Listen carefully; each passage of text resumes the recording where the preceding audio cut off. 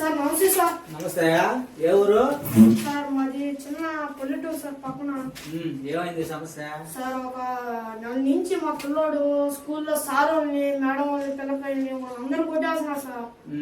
అప్పుడు ఏం బాగాలని నెల్లూరుకి తిరుపతి చెన్నై మొత్తం తిప్పేసాం సార్.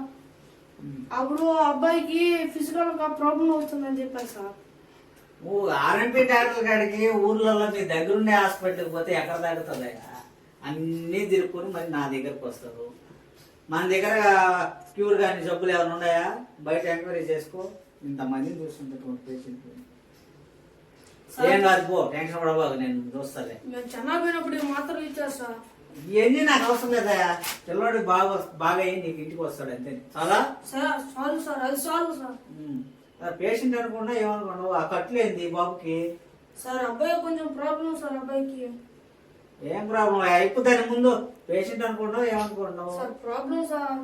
నువ్వు ఎక్కువ నర్వస్ చూసాను నేను ఇటువంటి కేసుల్ని 100 మంది చూసావు. ఓ బయట నేను మాట్లాడతా బాబుతో. సార్ వద్దు సార్, ప్రాబ్లం నువ్వు పోవాయా? నేను 100 కేసులు చూసినాను, పోవాయా? వద్దు సార్. నువ్వా డాక్టర్ నేనా? నువ్వు బయట నువ్వు ఫస్ట్ చేస్తారు పల్లెటూరు నుంచి.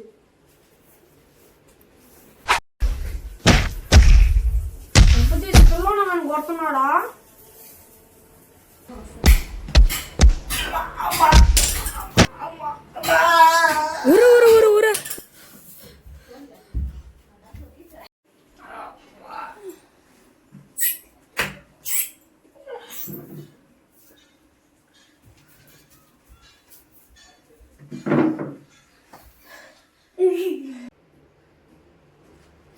సార్ సార్ ఎప్పుడు వచ్చావు సార్? వద్దయ్యా, ఇంకా రావద్దు సార్.